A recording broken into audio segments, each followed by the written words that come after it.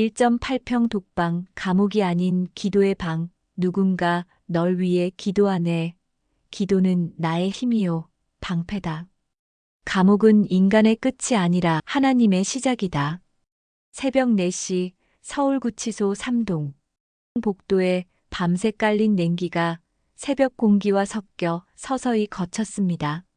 새벽 첫빛이 스며든 순간, 한때 이 나라의 최고 권력자였던 남자가 1.8평 독방에 갇혔습니다. 대통령 집무실에서 나라를 이끌던 그가 이제 차가운 콘크리트 바닥에 무릎을 꿇고 있습니다. 윤석영의 입술에서 낮은 고백이 새어나왔습니다. 그런데 그가 두 손에 쥔 건 억울함이 아니라 이름조차 알 수 없는 누군가의 기도 편지. 세상을 떠난 그녀의 남편은 바로 대통령이 직접 서명한 구속영장으로 감옥에 갔던 사람이었습니다. 복수해도 모자랄 판에 왜 이 할머니는 원수를 위해 기도했을까요? 그리고 철창 앞에서 끝내 울음을 삼키는 교도관의 떨리는 어깨. 정말로 용서가 가능합니까? 기도가 사람을 바꿉니까? 네, 하나님은 하십니다. 윤석영의 대답이었습니다.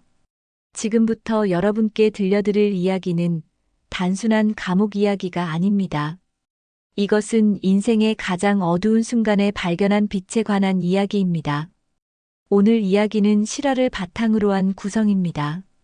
오늘 사연 시작하기 전에 무료인 구독과 좋아요 버튼을 눌러주시면 영상 제작에 많은 도움이 됩니다. 감사합니다. 서울구치소 3동, 차가운 콘크리트 벽 사이. 윤석영은 새벽 4시에 눈을 떴습니다. 머리맡에는 낡은 성경 한 권과 작은 수첩이 놓여 있었죠. 겨울 새벽의 차가운 기운이 철창 사이로 스며들어 왔습니다. 윤석영은 얇은 담요를 천천히 걷어내며 몸을 일으켰어요. 관절이 삐걱거렸습니다. 68배 나이가 이 딱딱한 침상 위에서 더욱 무겁게 느껴졌죠. 침대에서 내려와 무릎을 꿇었습니다. 차가운 바닥이 무릎을 파고들었어요. 처음 이곳에 왔을 때 이 차가움이 견딜 수 없었습니다. 하지만 이제는 이 고통마저도 기도의 일부가 되었죠. 침묵 속에서 그의 입술이 천천히 움직였어요. 주여, 오늘도 이 좁은 방에서 저 자신을 보게 하소서. 윤석영은 눈을 감았습니다. 어둠 속에서 과거의 장면들이 스쳐 지나갔어요. 청와대 집무실의 거대한 책상, 플랫이 세례를 받으며 걷던 복도, 수만 명의 환호 소리. 그리고 그 모든 것이 무너지던 순간. 검찰 조사를 받던 날, 구속영장이 발부되던 순간, 호송차에 오르며 고개를 숙이던 그 굴욕의 시간들이 파노라마처럼 펼쳐졌습니다. 한때 수많은 사람 앞에서 연설하던 그가 이제 1.8평 공간에서 숨을 죽이고 있었습니다. 대통령 집무실의 화려한 조명 대신 이제 그의 머리 위에는 형광등 하나만이 차갑게 빛나고 있었죠. 윤석영은 성경을 펼쳤습니다. 시편 51편이었어요. 손때 묻은 성경책은 수없이 읽어 모서리가 달아 있었습니다. 하나님이여 주의 인자를 따라 내게 은혜를 베푸시며 주의 많은 긍휼을 따라 내 죄가를 지워주소서. 그의 목소리는 떨렸습니다. 이 구절을 읽을 때마다 가슴속 깊은 곳에서 무언가가 울려 퍼졌거든요. 다윗 왕의 고백이 마치 자신의 고백처럼 느껴졌습니다. 권력의 정점에서 추락한 사람, 자신의 죄를 직면해야 했던 사람, 그리고 하나님 앞에 무릎 꿇을 수밖에 없었던 사람의 절규가 거기 있었죠. 복도에서 발소리가 들렸습니다. 규칙적이고 무거운 발걸음이었어요. 교도관 최명수가 야간 순찰을 돌고 있었습니다. 최명수는 윤석영의 방 앞에서 잠시 멈췄습니다. 철창 사이로 무릎 꿇은 윤석영의 모습이 보였죠. 희미한 형광등 불빛 아래 고개를 숙인 채 기도하는 전직 대통령의 뒷모습이 묘하게 초라해 보였습니다. 최명수는 냉소적으로 중얼거렸습니다. 전직 대통령이란 분이 여길 기도원으로 쓰시네. 밖에선 온갖 것 다 하시더니 여기 와서는 성자 코스프레야. 윤석영은 교도관의 말을 들었지만 미소도 짓지 않았습니다. 그저 눈을 감고 기도를 이어갔죠. 처음엔 이런 냉소가 마음을 후벼 팠습니다. 자존심이 상했고 분노가 치밀었어요. 하지만 이제는 달랐습니다. 최명수의 말이 틀리지 않았으니까요. 자신이 정말 선한 사람이었던가? 권력을 쥐었을 때 정말 의로웠던가? 윤석영은 스스로에게 묻고 또 물었습니다. 최명수는 고개를 흔들며 지나갔습니다. 그에게 윤석영은 그저 또 하나의 수감자일 뿐이었거든요. 정치인들의 위선을 수없이 봐온 최명수에게 기도하는 전직 대통령의 모습은 그저 쇼로밖에 보이지 않았습니다. 이곳에 들어오는 정치인들은 대부분 비슷했어요. 처음엔 분노하다가 그 다음엔 체념하고 마지막엔 종교에 매달리죠. 최명수는 윤석영도 그런 부류 중 하나라고 생각했습니다. 윤석영은 기도를 마치고 천천히 일어섰습니다. 그의 무릎에는 빨간 자국이 선명하게 남아 있었어요. 매일 아침 1시간씩 딱딱한 바닥에 무릎을 꿇는 일이 처음엔 고통스러웠습니다. 무릎이 시리고 아팠죠. 허리도 굳어서 일어설 때마다 신음이 났습니다. 하지만 이제는 이 고통마저도 은혜처럼 느껴졌죠. 고통이 자신을 깨어있게 했고 기도에 집중하게 만들었으니까요. 윤석영은 창문 쪽으로 다가갔습니다. 작은 창문 너머로 서울 하늘이 조금씩 밝아오고 있었어요. 새벽의 여명이 희미하게 번지고 있었습니다. 저 하늘 아래 수백만 명의 사람들이 잠들어 있겠죠. 그들 중 누군가는 자신을 욕하고 누군가는 자신을 동정하고 또 누군가는 이미 자신을 잊었을 겁니다.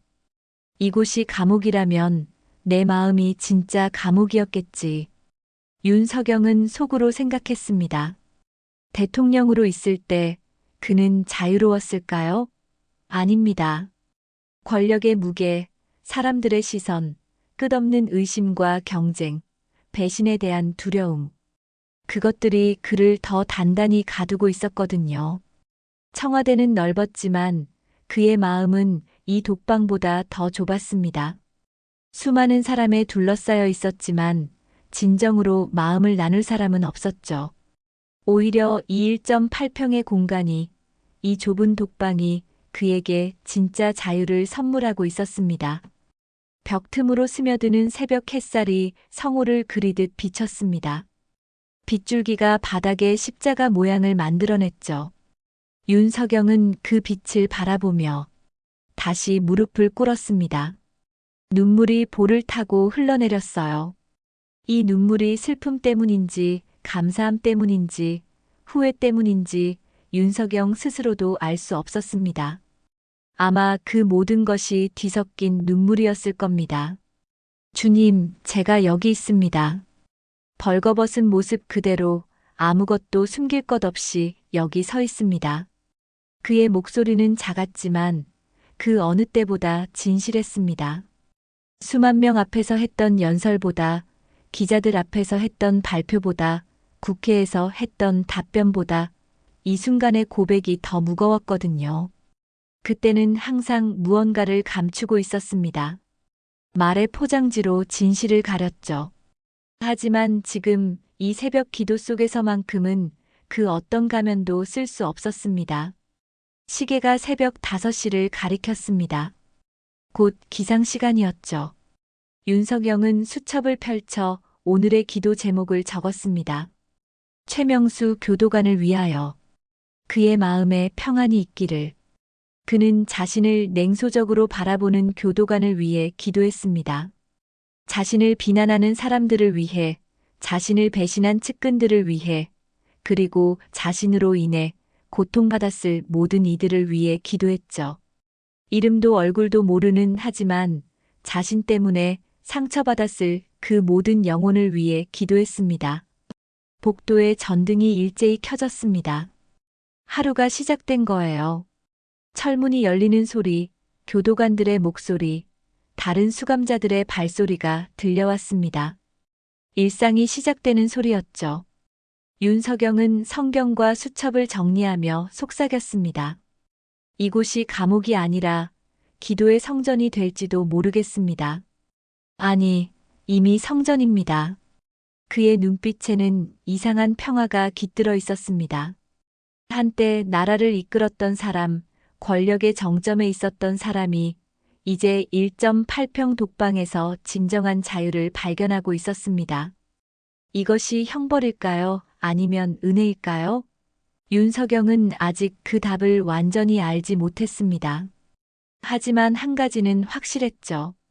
이 좁은 공간에서 그는 생애 처음으로 진정한 자기 자신과 마주하고 있었습니다. 포장되지 않은, 꾸며지지 않은, 권력도 명예도 없는 민낯의 자신과 말이죠. 오전 10시 면회실로 향하는 복도를 걸었습니다.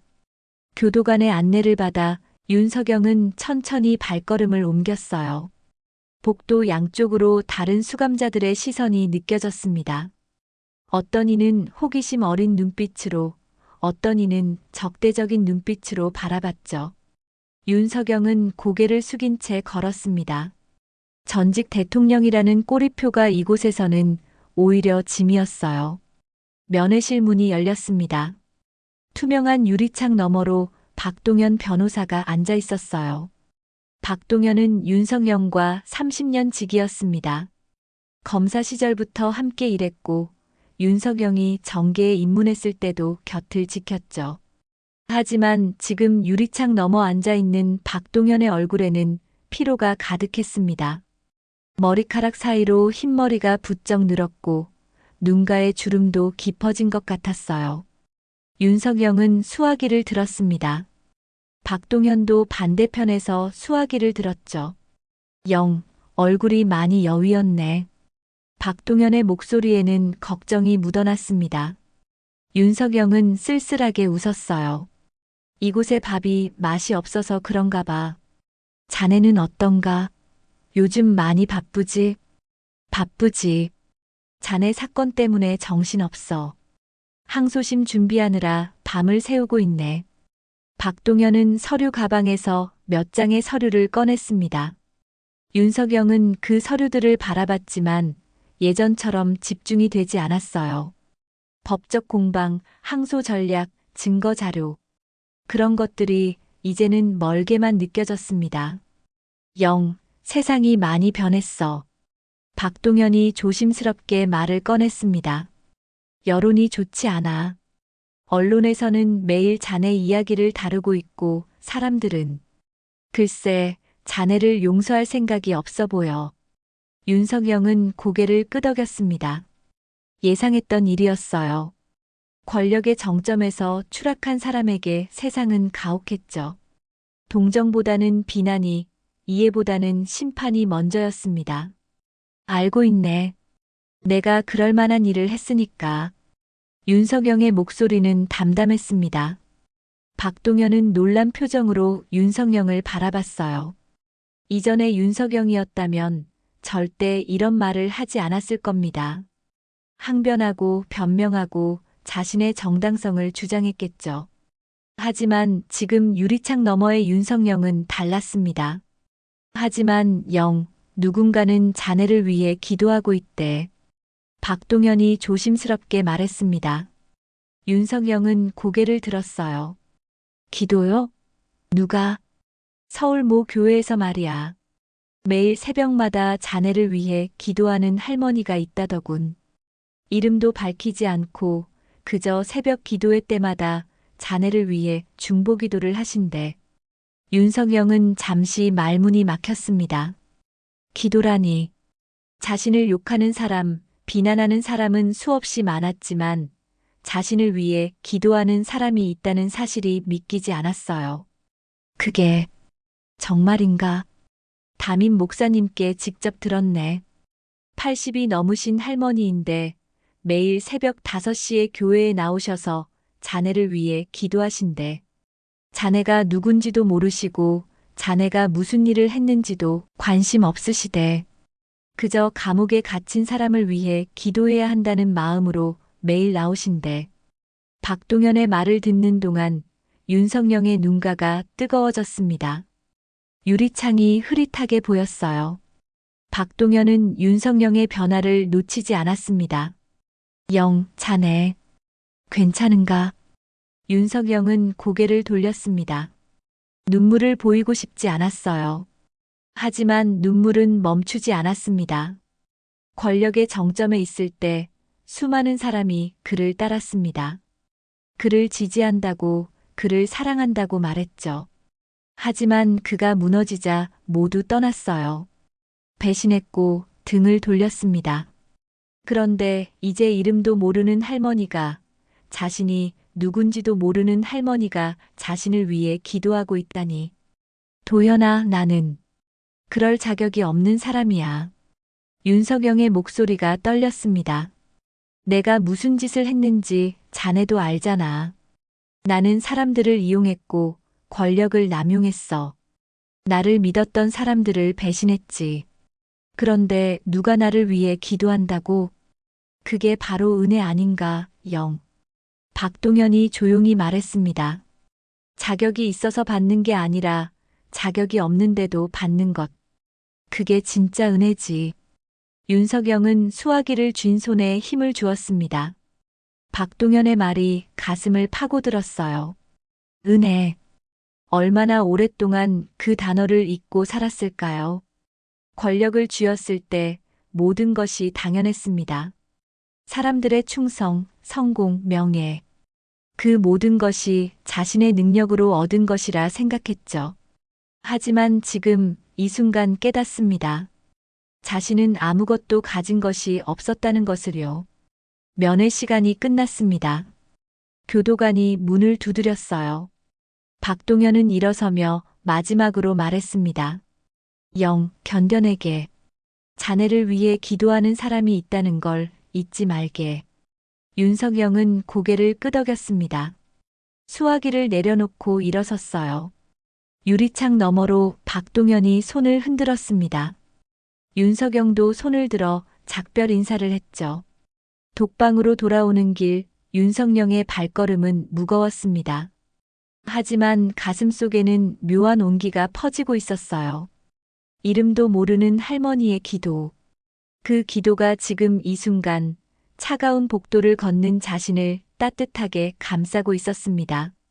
그날 밤 윤석영은 침대에 누워 천장을 바라봤습니다. 형광등이 희미하게 깜빡였어요. 박동현의 말이 계속 맴돌았습니다. 매일 새벽 이름도 모르는 할머니가 자신을 위해 기도한다니. 윤석영은 벽에 기대 앉았습니다. 나를 모르는 누군가가 나를 위해 기도한다고 생각할수록 신기했습니다. 아니, 신기함을 넘어 감사했어요. 자신을 아는 사람들은 자신을 비난했지만 자신을 모르는 사람은 자신을 위해 기도하고 있었습니다. 이것이 무엇을 의미할까요? 윤석영은 알 것 같았어요. 하나님의 사랑은 조건이 없다는 것, 자격을 따지지 않는다는 것, 그저 주어지는 것이라는 것을요. 윤석영의 눈가가 젖었습니다. 처음으로 진심으로 눈물이 흘렀어요. 슬픔도 아니고 후회도 아니고 그저 감사함의 눈물이었습니다. 윤석영은 무릎을 꿇었습니다. 차가운 바닥에 이마를 대고 속삭였어요.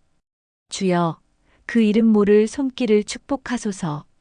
그 할머니의 기도를 축복하소서. 제가 받을 자격이 없는 그 사랑을, 제가 감당할 수 없는 그 은혜를. 감사합니다.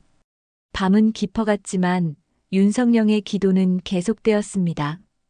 1.8평 독방 안에서 한 사람의 진실한 회개가 하늘로 올라가고 있었습니다.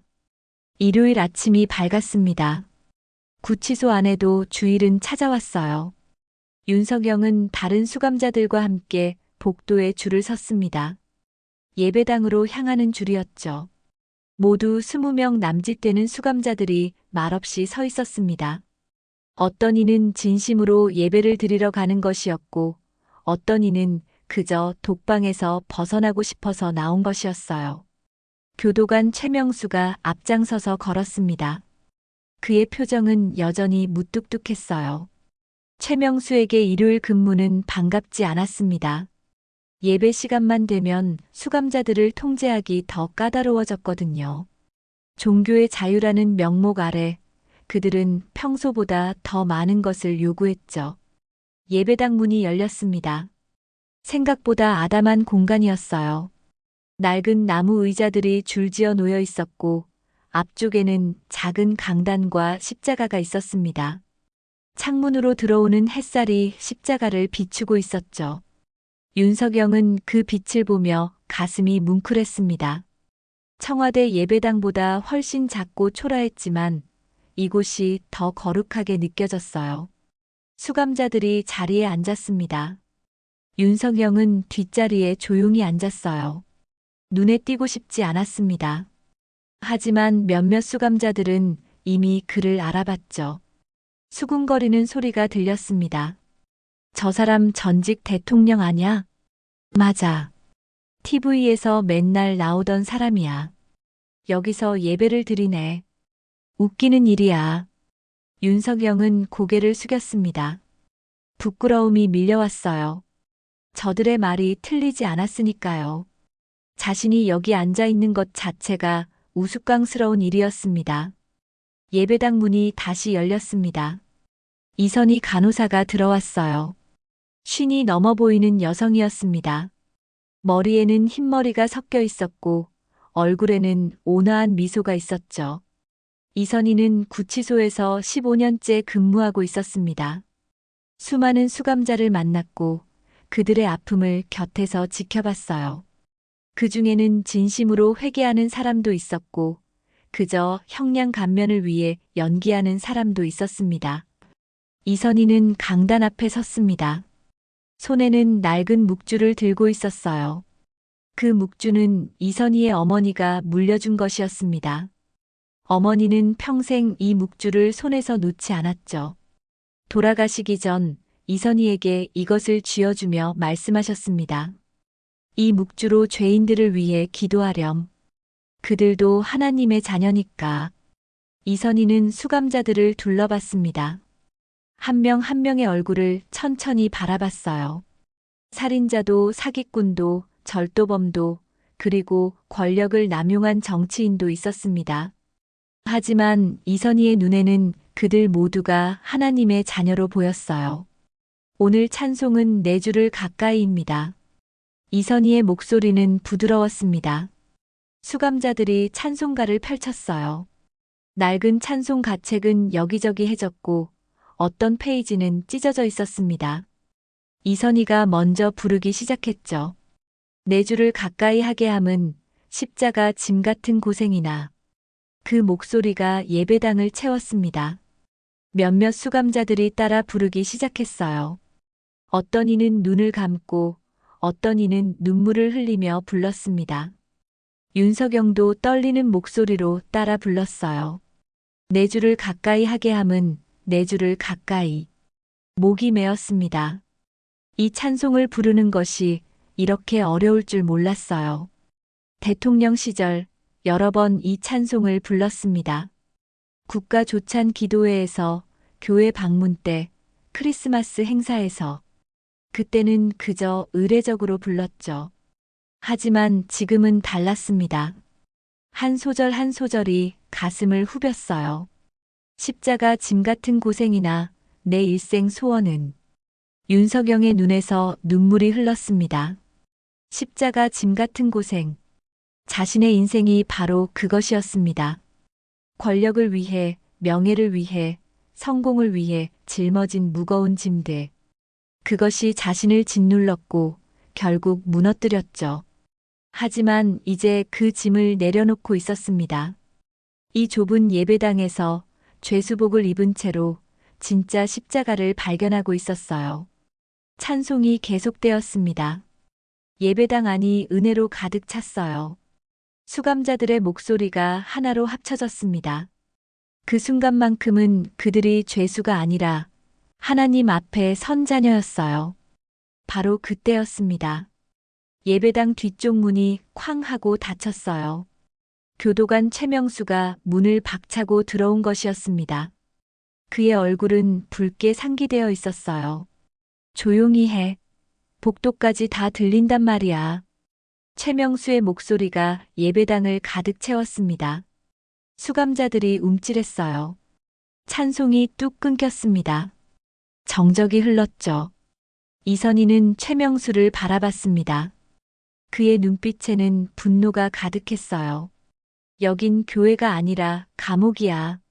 감옥. 조용히 하라고. 최명수가 다시 소리쳤습니다.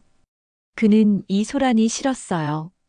예배 시간만 되면 수감자들이 감정적이 되었고 통제하기 어려워졌습니다. 어떤 이는 울고 어떤 이는 큰 소리로 기도하고 어떤 이는 흥분했죠. 최명수는 이 모든 것이 위선이라고 생각했습니다. 윤석영이 천천히 일어섰습니다. 다른 수감자들이 그를 바라봤어요.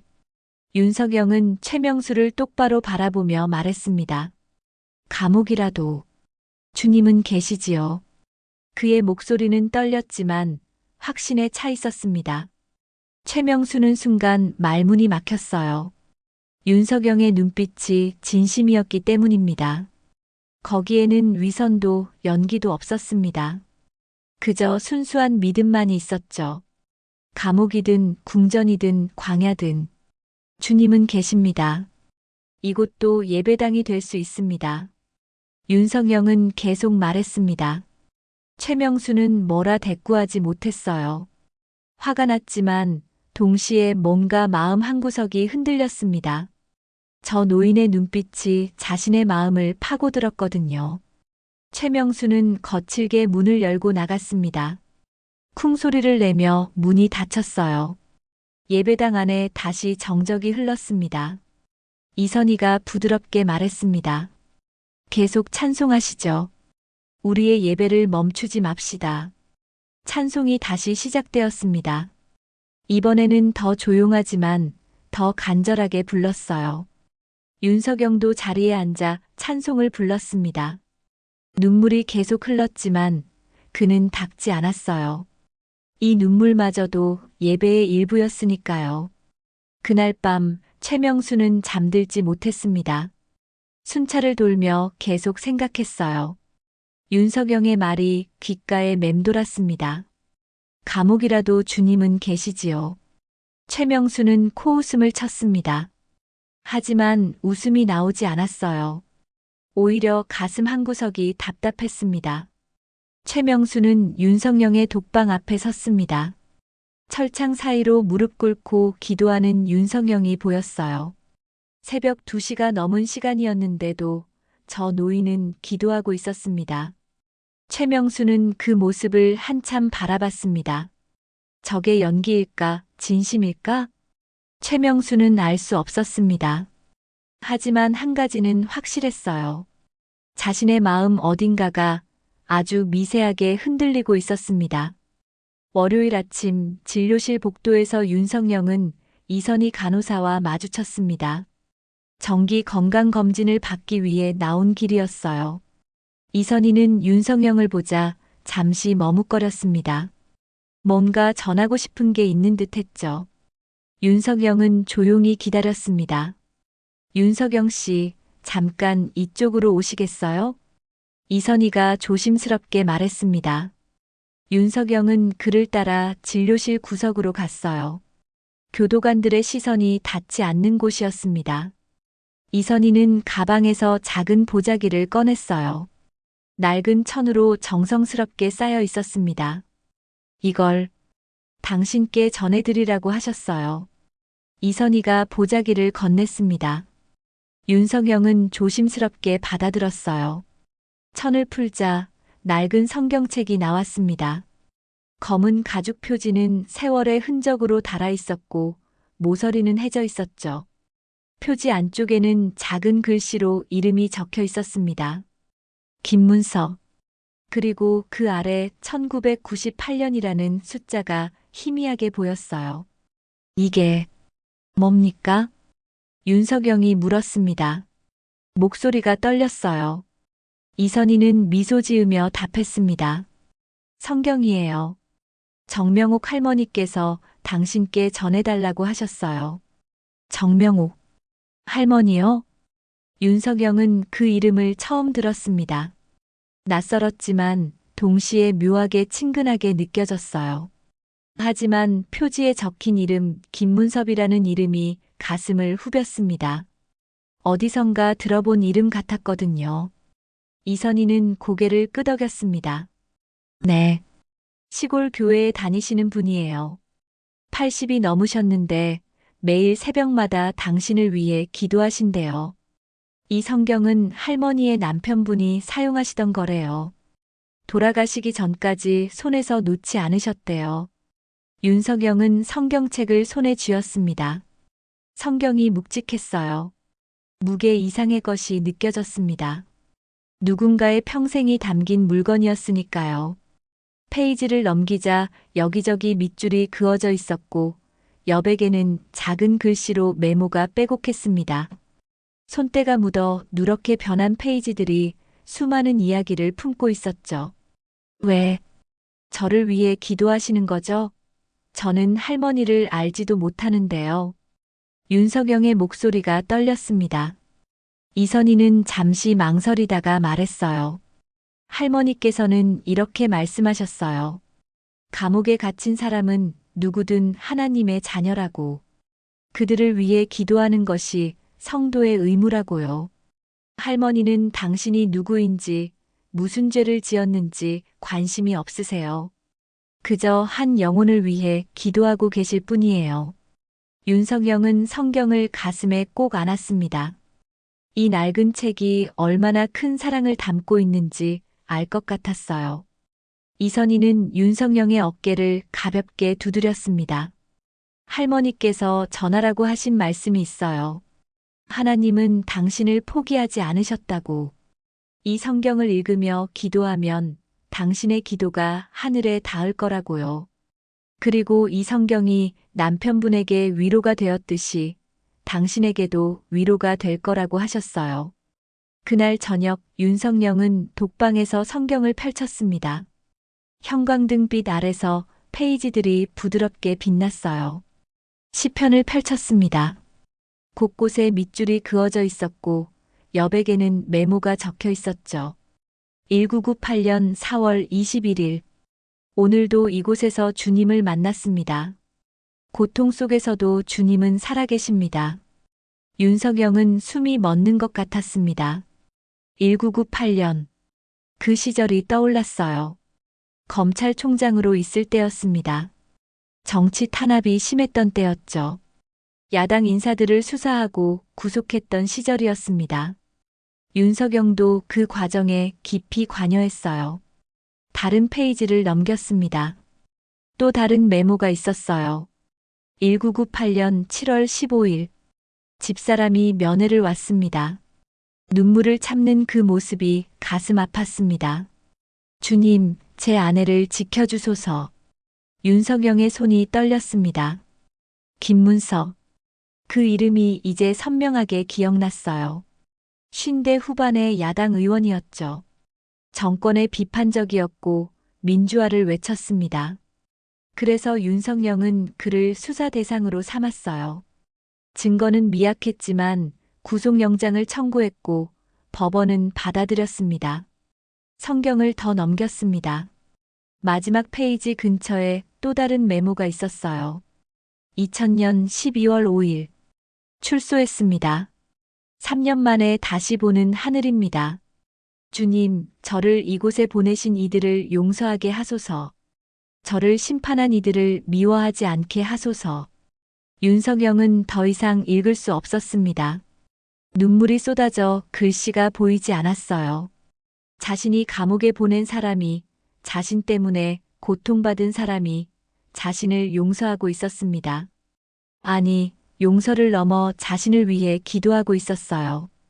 윤석영은 성경을 안고 바닥에 무릎을 꿇었습니다. 몸이 떨렸어요. 이것이 하나님의 사랑이었습니다. 용서할 수 없는 사람을 용서하는 것, 미워할 만한 사람을 위해 기도하는 것. 그것이 진짜 믿음이었어요. 그런데 바로 다음 날 더 충격적인 사실을 알게 되었습니다. 화요일 오후 박동현 변호사가 다시 면회를 왔습니다. 하지만 그의 표정은 어두웠어요. 뭔가 좋지 않은 소식을 가져온 것 같았습니다. 윤석영은 수화기를 들었습니다. 도연아, 무슨 일인가? 박동현은 잠시 입을 다물고 있었습니다. 말하기 어려운 것 같았어요. 윤석영은 기다렸습니다. 박동현이 천천히 입을 열었죠. 그 할머니 말이야. 정명옥 할머니. 그분에 대해 더 알아봤네. 응, 성경을 보내주신 분 말이지? 그래. 그분의 남편 김문섭 씨 말이야. 박동현의 목소리가 무거웠습니다.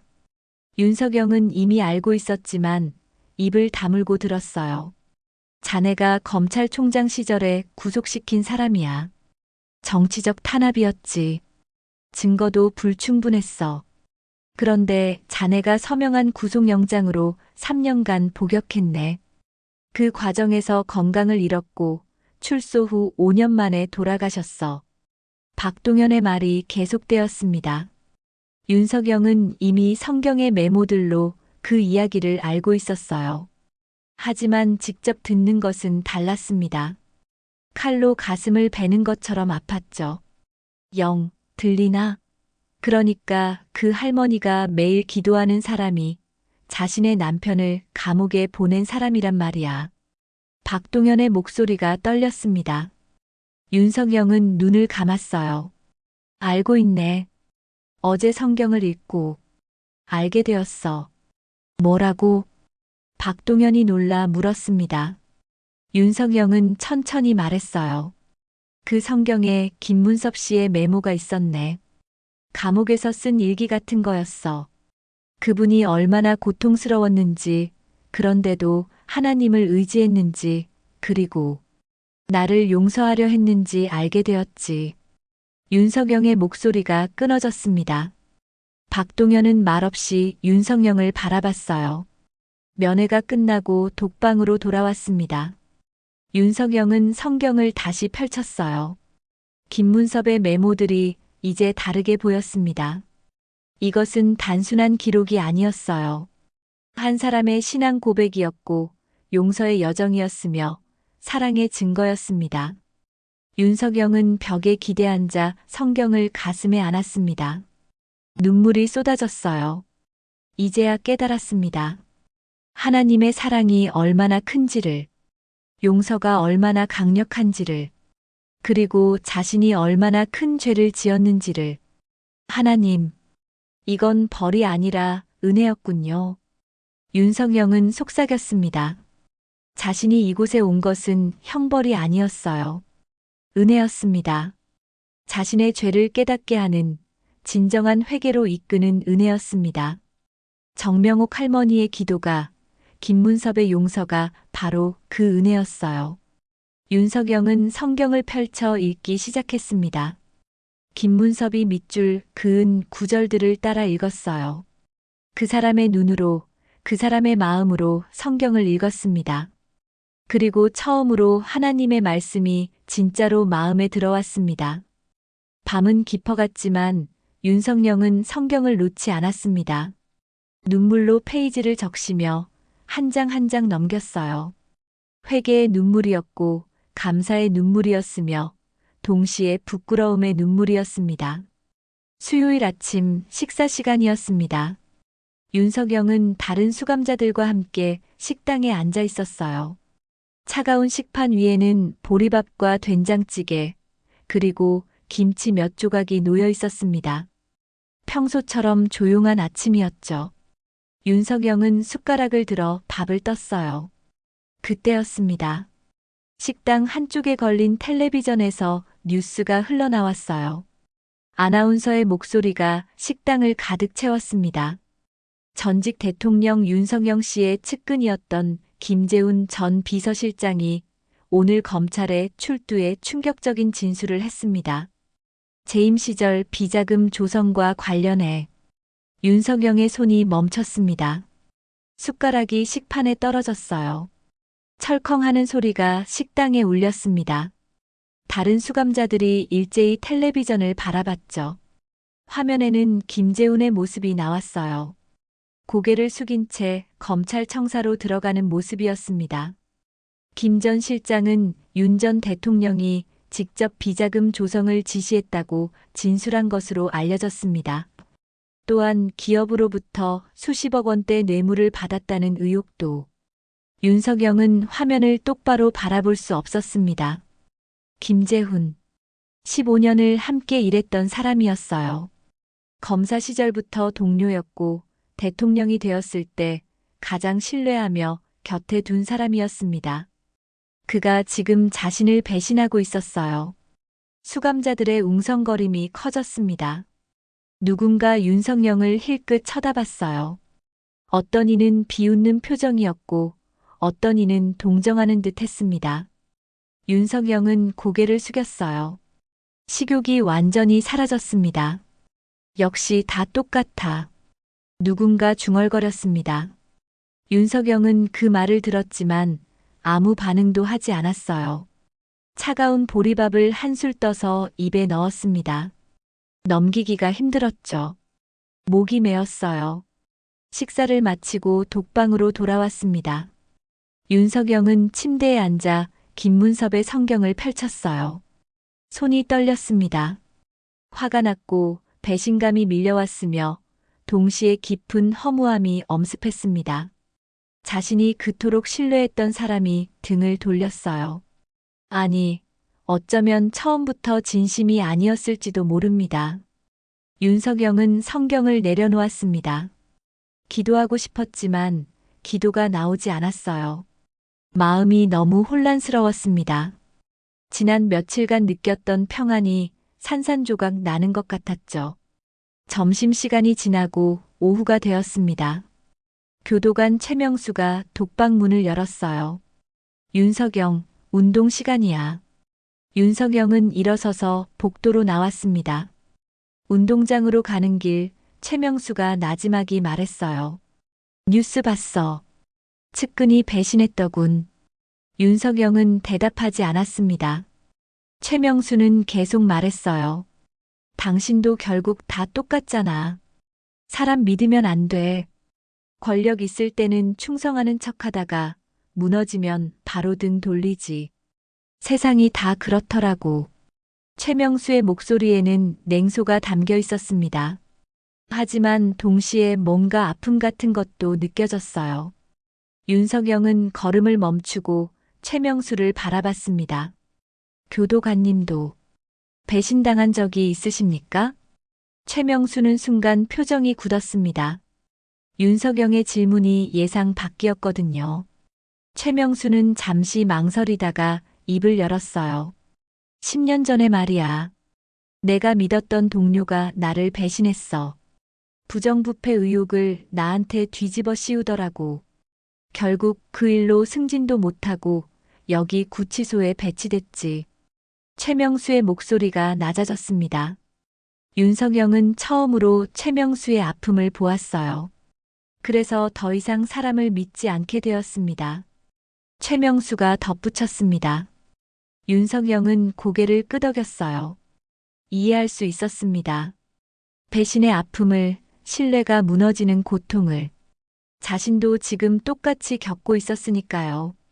교도관님, 하지만 믿는 건 사람이 아니라 하늘이지요.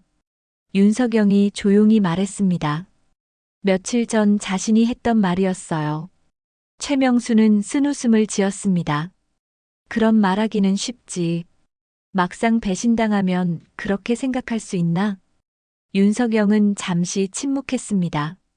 솔직히 지금 자신의 마음도 흔들리고 있었어요. 화가 났고 분노가 치밀었습니다. 김재훈을 용서할 수 있을까? 이 배신을 받아들일 수 있을까? 쉽지 않습니다.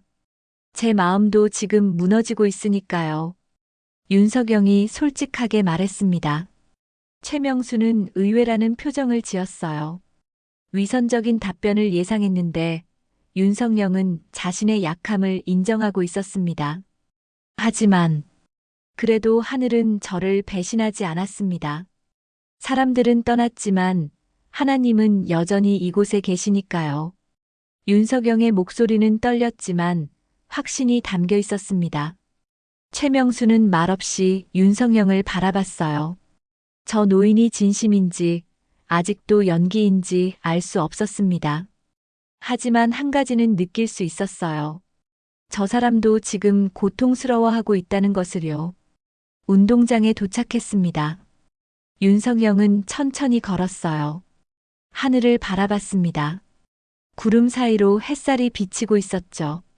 윤석영은 걸으며 기도했습니다. 소리 없이 마음속으로 기도했어요. 주님, 김재훈을 용서하게 하소서. 제가 그를 미워하지 않게 하소서. 기도했지만 마음은 쉽게 따라주지 않았습니다. 분노가 계속 치밀었어요. 15년 우정이, 신뢰가 하루아침에 무너졌습니다. 그 상실감이 견딜 수 없었죠. 그날 밤 윤석영은 잠들 수 없었습니다. 천장만 바라보며 누워 있었어요. 그때 누군가 독방 문 밑으로 종이 한 장을 밀어 넣었습니다. 윤석영은 일어나 종이를 집었어요. 편지였습니다. 윤석영은 형광등 불빛 아래서 편지를 펼쳤습니다. 당신 때문에 내 아버지가 죽었어. 당신이 서명한 구속영장 때문에 우리 아버지는 감옥에서 고통받다 돌아가셨어. 당신도 그 고통을 똑같이 느껴봐라. 당신은 용서받을 자격이 없어. 편지를 읽는 순간 윤석영의 손이 떨렸습니다. 아버지, 구속영장. 그 단어들이 머릿속을 맴돌았어요. 김문섭을 떠올렸습니다. 혹시 김문섭의 자녀가 보낸 편지일까? 아니면 자신이 구속시킨 다른 사람의 가족일까? 윤석영은 편지를 꼭 쥐었습니다. 가슴이 짓눌리는 것 같았어요. 오늘 하루가 너무 무거웠습니다. 측근의 배신, 비자금 폭로, 그리고 이 비난 편지까지. 모든 것이 한꺼번에 쏟아졌죠. 윤석영은 무릎을 꿇었습니다. 바닥에 이마를 대고 소리 없이 하지만 온몸으로 울었습니다. 회개의 눈물인지, 분노의 눈물인지, 슬픔의 눈물인지 알 수 없었어요. 아마 그 모든 것이 뒤섞인 눈물이었을 겁니다. 주여, 이제 남은 건 정말 주님뿐입니다. 윤석영은 속삭였습니다. 사람들은 모두 떠났어요. 배신했고 비난했고 등을 돌렸습니다. 이제 남은 것은 정말 하나님뿐이었죠. 이 1.8평 독방에서, 이 어둠 속에서 오직 하나님만이 함께하고 있었습니다.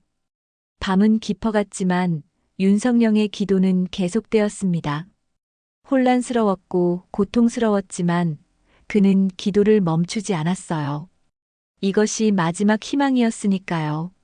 며칠이 지났습니다. 윤석영은 여전히 독방에서 기도하며 시간을 보냈어요. 비난 편지를 받은 이후 마음의 평안을 되찾기까지 시간이 필요했습니다. 김문섭의 성경을 읽으며 그 안에 적힌 용서의 메시지를 되새겼죠. 하루하루가 싸움이었어요. 분노와 배신감을 내려놓는 것은 쉽지 않았습니다. 토요일 아침이었습니다. 윤석영은 평소처럼 새벽 4시에 일어나 기도했어요. 무릎을 꿇고 1시간 넘게 기도했습니다. 김재훈을 위해, 자신을 비난하는 사람들을 위해, 그리고 교도관 최명수를 위해 기도했죠. 특히 최명수를 위한 기도는 간절했습니다. 그의 마음속 상처가 치유되기를, 배신의 아픔에서 벗어나기를 기도했어요. 오전 8시 복도에서 급한 발소리가 들렸습니다. 교도관들이 분주하게 움직이는 소리였어요. 뭔가 일이 생긴 것 같았습니다. 윤석영은 철창 사이로 복도를 바라봤죠. 최명수가 다른 교도관과 급하게 이야기하는 모습이 보였어요. 최명수의 얼굴은 창백했고 손이 떨리고 있었습니다. 1시간쯤 지났을까요? 독방 문이 열렸습니다. 최명수가 서 있었어요. 하지만 평소의 무뚝뚝한 표정이 아니었습니다. 눈이 붉어져 있었고 얼굴에는 말로 표현할 수 없는 감정이 어려 있었죠. 윤석영, 나와봐. 최명수의 목소리가 떨렸습니다. 윤석영은 일어나 복도로 나왔어요. 최명수는 다른 교도관들이 없는 구석진 곳으로 윤석영을 데려갔습니다. 그리고 조심스럽게 입을 열었어요.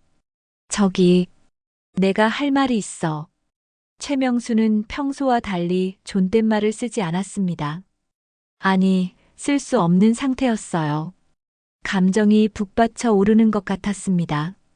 무슨 일이십니까? 윤석영이 조용히 물었습니다. 최명수는 잠시 말을 잇지 못했어요. 입술을 깨물며 감정을 추스르려 했습니다. 내 아들이 어젯밤에 교통사고를 당했어. 최명수의 목소리가 갈라졌습니다. 윤석영은 숨을 죽였어요. 심정지가 왔대. 구급차에서, 병원 응급실에서 2번이나 심폐소생술을 받았어. 의사들도 포기하는 분위기였지. 최명수는 계속 말했습니다. 눈에 눈물이 고였어요. 근데 새벽 4시쯤 기적적으로 깨어났어. 의사들이 믿을 수 없다고 했어. 의학적으로 설명할 수 없는 일이라고. 윤석영은 가슴이 뛰는 것을 느꼈습니다. 새벽 4시, 자신이 기도하던 시간이었어요. 그래서 내가 당신한테 물어보고 싶었어. 최명수가 윤석영을 똑바로 바라봤습니다. 눈빛이 흔들리고 있었어요. 혹시 당신이 내 아들을 위해 기도한 거 아니야? 당신 기도 덕분에 우리 아들이 살아난 거 아니야? 최명수의 목소리에는 간절함이 담겨 있었습니다. 윤석영은 잠시 침묵했어요. 그리고 천천히 고개를 저었습니다. 제가 한 기도는 그저 우리 모두를 위한 것이었습니다. 윤석영이 조용히 말했습니다. 교도관님을 위해, 교도관님의 가족을 위해, 이곳의 모든 사람을 위해 기도했을 뿐입니다. 제 기도가 특별해서가 아니라 하나님께서 들어주신 겁니다. 최명수는 고개를 떨구었습니다. 어깨가 떨렸어요. 울고 있는 것이었습니다. 15년 교도관 생활 동안 수없이 많은 죄수를 봤지만 한 번도 울지 않았던 최명수가 지금 울고 있었습니다. 미안해. 당신한테 정말 미안해. 최명수가 떨리는 목소리로 말했습니다. 나는 당신을 위선자라고 생각했어. 연기하는 거라고 믿었지. 근데 당신은 진짜였어. 나를 위해, 내 가족을 위해 기도하고 있었던 거야. 윤석영은 최명수의 어깨에 손을 얹었습니다. 교도관과 죄수 사이의 경계가 무너지는 순간이었어요. 교도관님, 저도 죄인입니다. 다만 은혜를 받았을 뿐이에요. 그 은혜를 나누고 싶었을 뿐입니다. 두 사람은 한참을 그렇게 서 있었습니다. 복도의 차가운 공기 속에서 두 영혼이 만나고 있었어요. 한 사람은 권력을 잃은 전직 대통령이었고, 한 사람은 배신의 상처를 품은 교도관이었습니다. 하지만 그 순간만큼은 그저 하나님 앞에 선 두 사람이었죠. 그날 저녁 윤석영은 독방 벽에 작은 글씨로 무언가를 새겼습니다. 손톱으로 조심스럽게 천천히 새겼어요. 감옥은 인간의 끝이 아니라 하나님의 시작이다. 윤석영은 자신이 새긴 글씨를 바라보며 미소 지었습니다. 이곳에 온 지 벌써 몇 달이 지났어요. 처음에는 절망뿐이었습니다. 모든 것을 잃었다고 생각했죠. 하지만 이제 알았습니다. 모든 것을 잃어야 진짜 중요한 것을 얻을 수 있다는 것을요. 일요일 새벽 예배당에 종소리가 울렸습니다. 윤석영은 다른 수감자들과 함께 예배당으로 향했어요. 복도를 걸으며 찬송을 흥얼거렸습니다. 네 줄을 가까이 하게 함은 예배당 문이 열렸습니다. 이선희 간호사가 반갑게 맞아주었어요. 수감자들이 자리에 앉았습니다. 윤석영도 뒷자리에 조용히 앉았죠. 그런데 놀라운 일이 일어났습니다. 예배당 뒤쪽 문이 열리더니 최명수가 들어온 거예요. 근무 중이 아니었는데도 예배에 참석하러 온 것이었습니다. 최명수는 윤석영 옆자리에 조심스럽게 앉았어요. 두 사람은 서로를 바라보며 고개를 끄덕였습니다. 찬송이 시작되었습니다. 윤석영의 목소리가 예배당을 채웠어요. 이번에는 더 이상 떨리지 않았습니다. 확신에 찬 목소리였죠. 옆에서 최명수도 작은 목소리로 따라 불렀습니다. 서툴렀지만 진심이 담긴 찬송이었어요. 새벽 예배의 종소리와 함께 두 사람의 목소리가 하나로 합쳐졌습니다. 1.8평 독방에서 시작된 기도가 이제 더 많은 사람의 마음을 울리고 있었습니다. 7챕터 대면 이름 모를 기도자. 석 달이 흘렀습니다. 계절이 바뀌어 봄이 왔어요. 독방 창문 너머로 보이는 하늘이 조금씩 따뜻한 빛깔로 물들고 있었습니다. 윤석영은 항소심에서 형량이 일부 감형되었고 출소 날짜가 정해졌어요. 내일이면 이 1.8평 독방을 떠나게 됩니다. 윤석영은 김문섭의 성경을 펼쳐 마지막으로 읽었습니다. 석 달 동안 수없이 읽었던 성경이었어요. 이제 거의 모든 페이지를 외울 정도였습니다. 김문섭의 메모 하나하나가 윤석영의 마음에 새겨져 있었죠. 윤석영은 성경을 가슴에 안았습니다. 이 성경과 함께 보낸 시간이 자신의 인생에서 가장 소중한 시간이었어요. 오후 2시 교도관이 독방 문을 열었습니다. 윤석영, 편지 왔어. 교도관이 봉투 하나를 건넸어요. 낡은 봉투였습니다. 손글씨로 정성스럽게 주소가 적혀 있었죠. 발신 일란에는 정명옥이라는 이름이 적혀 있었습니다. 윤석영의 가슴이 두근거렸어요. 드디어 정명옥 할머니의 편지가 온 것입니다. 윤석영은 조심스럽게 봉투를 뜯었습니다. 편지지 2장이 들어 있었어요. 떨리는 손으로 편지를 펼쳤습니다. 글씨가 삐뚤빼뚤했습니다. 80이 넘은 할머니의 손으로 쓴 글씨였으니까요. 하지만 한 글자 한 글자에 정성이 담겨 있었습니다. 대통령님께, 아니, 이제는 윤석영 형제님이라고 불러도 되겠지요. 저는 매일 새벽 당신을 위해 기도하는 정명옥입니다. 오늘도 당신을 위해 기도했습니다. 하나님께서 당신을 감싸주실 거예요. 윤석영의 눈가가 뜨거워졌습니다. 편지는 계속되었어요. 내일이면 출소하신다는 소식을 들었습니다. 감옥이 아니라 넓은 세상으로 나가시는 거지요. 기쁜 마음으로 당신을 위해 감사 기도를 드렸습니다. 당신이 그곳에서 하나님을 만났다니 제 남편도 하늘에서 기뻐하실 겁니다. 윤석영은 숨을 크게 들이마셨습니다. 계속 읽었어요. 당신이 우리 남편을 감옥에 보냈다는 걸 저는 알고 있었습니다. 처음에는 미웠지요. 원망했고 복수하고 싶었습니다. 하지만 남편이 돌아가시기 전에 제게 말했어요. 미워하지 말라고, 용서하라고. 그분들도 하나님의 자녀라고 말이지요. 저는 남편의 유언을 지키려 노력했습니다. 그리고 당신이 감옥에 갔다는 소식을 듣고 매일 기도하기 시작했어요. 당신도 우리 남편처럼 그곳에서 하나님을 만나기를 바라면서요. 윤석영은 더 이상 눈물을 참을 수 없었습니다. 눈물이 편지지 위로 떨어졌어요. 정명옥 할머니는 모든 것을 알고 있었습니다. 자신이 누구인지, 자신이 무슨 일을 했는지, 그럼에도 불구하고 매일 기도했던 것이에요. 편지의 마지막 부분을 읽었습니다. 언제 시간이 되시면 우리 교회에 한번 들러주세요. 당신을 만나 함께 기도하고 싶습니다. 주님 안에서 당신은 이미 용서받았습니다. 이제 평안히 새 삶을 시작하세요. 하늘이 당신을 축복할 겁니다. 정명옥 드림.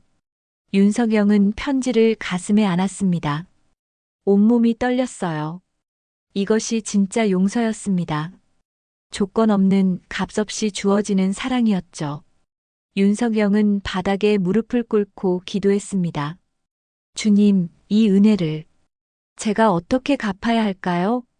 그날 저녁 마지막 면회 시간에 박동현 변호사가 찾아왔습니다. 내일 출소를 앞두고 마지막 인사를 하러 온 것이었어요. 박동현은 유리창 너머로 윤석영을 바라봤습니다. 윤석영의 얼굴이 석 달 전과는 완전히 달라져 있었어요. 평안함이 얼굴에 배어 있었습니다. 영, 내일이면 나가는구만. 박동현이 말했습니다. 윤석영은 고개를 끄덕였어요. 그렇네. 석 달이 참 빨리 지나갔어. 바깥 세상이 많이 궁금하지? 아니, 이상하게 두렵지 않네. 오히려 이곳을 떠나는 게 아쉬워. 윤석영의 말에 박동현은 놀란 표정을 지었습니다. 감옥이 아쉽다니 이해할 수 없는 말이었죠. 영, 나가면 뭘 제일 먼저 할 건가? 박동현이 물었습니다. 윤석영은 잠시 생각하다가 대답했어요. 정명옥 할머니를 찾아가려고 해. 정명옥 할머니? 그분을 직접 만나려고. 박동현의 목소리에 놀라움이 담겼습니다. 윤석영은 주머니에서 편지를 꺼내 보여주었어요. 오늘 할머니께서 편지를 보내주셨네. 교회에 들러달라고 하시더군. 나는 꼭 가야 해. 직접 만나서 사죄하고 감사를 전해야겠어. 박동현은 편지를 읽고 나서 눈시울이 붉어졌습니다. 변호사 생활 30년 동안 수많은 사건을 다뤘지만 이런 편지는 처음 봤어요.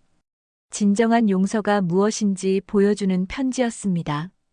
영, 그런데 그분이 자네를 용서할까? 박동현이 조심스럽게 물었습니다. 윤석영은 미소를 지었어요. 이미 용서하셨네. 이 편지가 그 증거지. 석 달 동안 매일 기도해 주신 것이 용서의 증거야. 하지만 직접 만나면 다를 수도 있어. 편지로는 용서했지만 실제로 만나면. 박동현의 말을 윤석영이 가로막았습니다. 동현아, 용서는 이미 그분들의 기도로 이루어졌네. 내가 감옥에 있는 동안 할머니는 매일 나를 위해 기도하셨어. 그것이 바로 용서지. 이제 내가 할 일은 그 용서를 받아들이고 감사하는 것뿐이야. 박동현은 말없이 윤석영을 바라봤습니다. 유리창 너머의 친구가 완전히 다른 사람이 되어 있었어요. 권력에 집착했던 정치인이 이제 겸손한 신앙인으로 변해 있었습니다. 영, 자네 정말 많이 변했어. 변한 게 아니라 발견한 거지. 내 안에 있던 진짜 나를 말이야. 이 좁은 방에서 모든 걸 잃고 나서야 진짜 나를 만났네. 면회 시간이 끝났습니다. 두 사람은 일어섰어요. 박동현이 유리창에 손을 댔습니다. 윤석영도 반대편에서 손을 댔죠. 유리를 사이에 두고 두 손이 마주했습니다. 영, 내일 출소하면 내가 데리러 갈게. 그리고 함께 정명옥 할머니를 찾아가세. 고맙네. 동현아. 그날 밤 윤석영은 독방에서 마지막 밤을 보냈습니다. 잠들기 전 벽에 새긴 글씨를 다시 한번 읽었어요. 감옥은 인간의 끝이 아니라 하나님의 시작이다. 윤석영은 미소 지으며 눈을 감았습니다. 내일이면 새로운 시작이었어요. 1.8평 독방에서의 삶은 끝나지만 하나님과 함께하는 삶은 이제부터 시작이었습니다. 출소하는 날 아침이었습니다. 윤석영은 새벽 4시에 일어나 마지막 기도를 드렸어요. 석 달 동안 무릎 꿇었던 그 자리에서 마지막으로 감사의 기도를 올렸습니다. 이 좁은 방에서 하나님을 만났다는 것에, 김문섭과 정명옥을 만나게 해주신 것에, 그리고 최명수의 마음을 움직여주신 것에 감사했어요. 오전 9시 교도소 정문이 열렸습니다. 윤석영은 정문을 나서며 깊은 숨을 들이마셨어요. 자유의 공기였습니다. 하지만 이상하게도 가슴이 먹먹했습니다.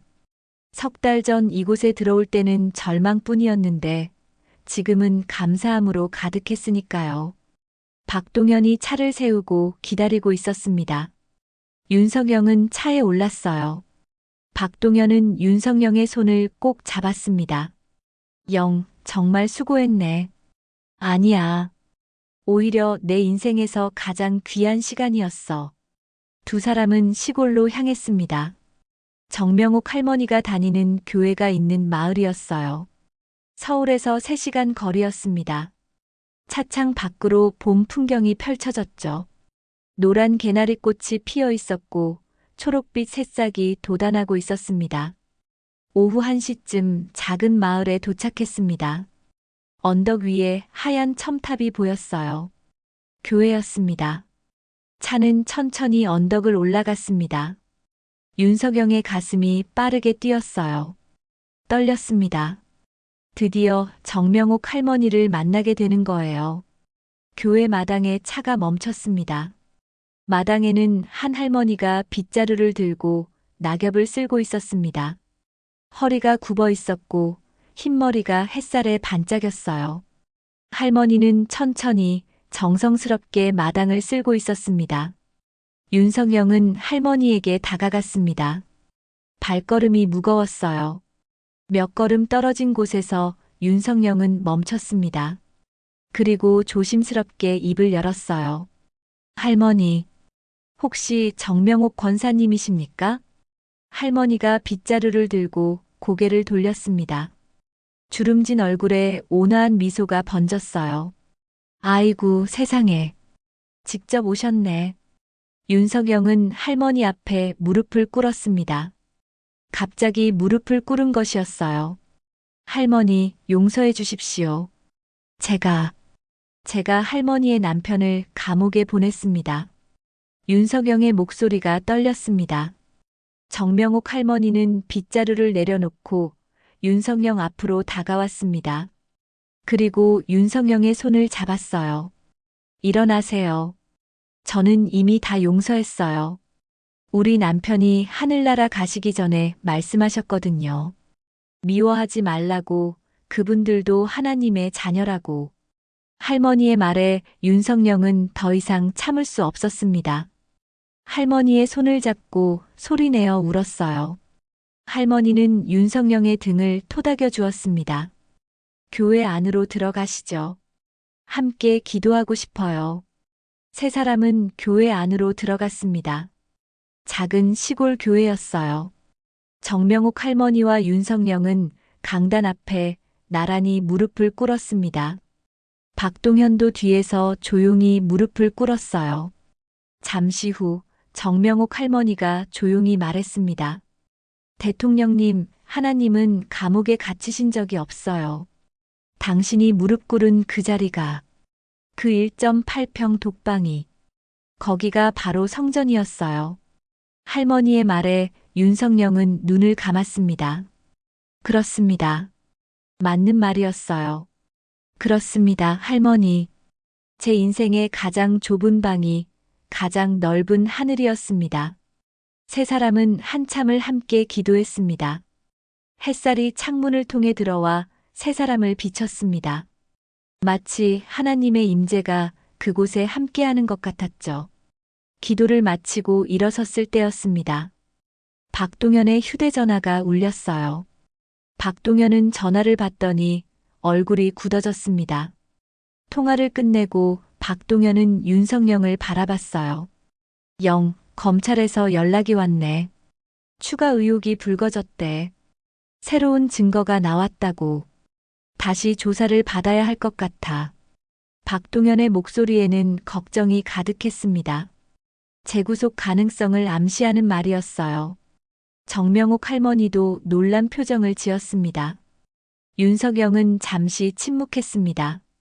3달 전이었다면 분노했을 겁니다. 절망했을 거예요. 하지만 지금은 달랐습니다. 윤석영은 조용히 미소 지었어요. 그렇군요. 윤석영의 담담한 반응에 박동현이 놀라 물었습니다. 영, 괜찮은가? 다시 들어갈 수도 있어. 윤석영은 고개를 끄덕였습니다. 알고 있네. 하지만 동현아, 이제 두렵지 않아. 윤석영은 창밖을 바라봤습니다. 교회 첨탑이 햇살을 받아 빛나고 있었어요. 이제 알았거든. 감옥이 어디에 있는지를. 감옥은 건물 안에 있는 게 아니라 사람의 마음 속에 있더군. 석 달 전 나는 청와대에 있었지만 감옥에 갇혀 있었어. 권력의 감옥, 두려움의 감옥, 교만의 감옥에 말이야. 하지만 지금은 자유해. 진짜 자유를 알았으니까. 정명옥 할머니가 윤석영의 손을 꼭 잡았습니다. 그래요. 그 마음을 잃지 마세요. 어디에 있든 하나님이 함께 하시면 그곳이 성전이에요. 윤석영은 할머니를 바라보며 말했습니다. 할머니, 만약 제가 다시 그곳으로 돌아간다 해도 이제는 알아요. 그곳이 형벌의 장소가 아니라 하나님을 만나는 곳이라는 것을요. 1.8평이든 더 좁은 곳이든 상관없어요. 하나님이 계시니까요. 박동현은 윤석영을 멍하니 바라봤습니다. 석 달 만에 완전히 다른 사람이 되어 있었어요. 두려움 대신 평안이, 분노 대신 감사가, 절망 대신 소망이 있었습니다. 영, 정말 괜찮은 건가?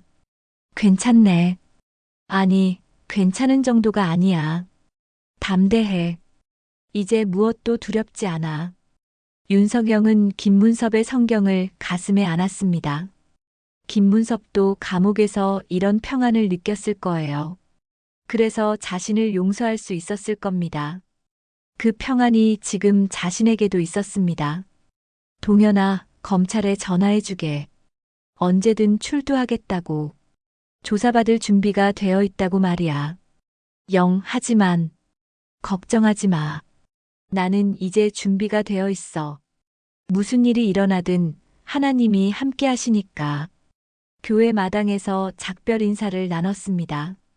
정명옥 할머니가 윤석영의 손을 꼭 잡으며 말했어요. 어디에 계시든 매일 기도할게요. 당신을 위해, 그리고 당신이 만날 모든 사람을 위해서요. 감사합니다, 할머니. 할머니의 기도가 저를 여기까지 이끌었어요.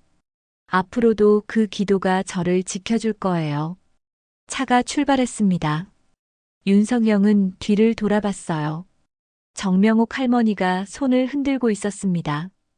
교회의 흰 첨탑이 멀어졌지만 윤석영의 마음은 더 확고해지고 있었어요. 박동현이 걱정스러운 목소리로 물었습니다. 영, 정말 괜찮겠나? 다시 들어갈 수도 있어. 윤석영은 창밖을 바라보며 답했습니다. 동현아, 들어가든 안 들어가든 상관없네.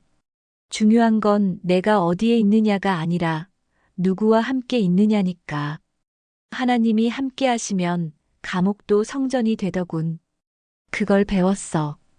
윤석영의 목소리는 담대했습니다. 흔들림이 없었어요. 1.8평 독방에서 배운 게 있다면 바로 이거야. 하나님 앞에 설 때는 어떤 상황도 두렵지 않다는 것. 권력이 있든 없든 자유든 구속이든 그 모든 것보다 하나님이 크시다는 것 말이야. 차는 서울을 향해 달렸습니다. 앞으로 어떤 일이 기다리고 있을지 아무도 몰랐어요. 재구속될 수도 더 긴 형을 받을 수도 있었습니다. 하지만 윤석영은 두렵지 않았습니다. 해가 서쪽으로 기울고 있었습니다. 윤석영은 눈을 감고 조용히 기도했습니다. 주님, 어디로 가든 함께 하소서. 다시 1.8평으로 가더라도 그곳에서 당신을 예배하겠습니다. 더 좁은 곳으로 가더라도 그곳을 성전으로 만들겠습니다. 제가 배운 것을 잃지 않게 하소서. 윤석영의 얼굴에는 평안이 가득했습니다. 1.8평 독방은 끝났지만 그곳에서 배운 신앙은 이제 시작이었습니다. 어떤 시련이 와도 어떤 고난이 닥쳐도 윤석영은 이제 흔들리지 않을 것입니다. 진짜 성전은 건물이 아니라 마음속에 있다는 것을, 진짜 자유는 상황이 아니라 믿음에서 온다는 것을 그는 이제 알고 있었으니까요. 오늘 이야기 어떠셨나요? 하나님은 언제나 어디서나 당신과 함께 계심을 믿으시나요? 작은 공감이 큰 응원이 됩니다. 구독과 좋아요 부탁드립니다. 알림 설정과 댓글로 여러분의 의견을 보내주시면 큰 힘이 됩니다. 더 많은 이야기로 다시 찾아오겠습니다. 끝까지 시청하여 주셔서 감사합니다.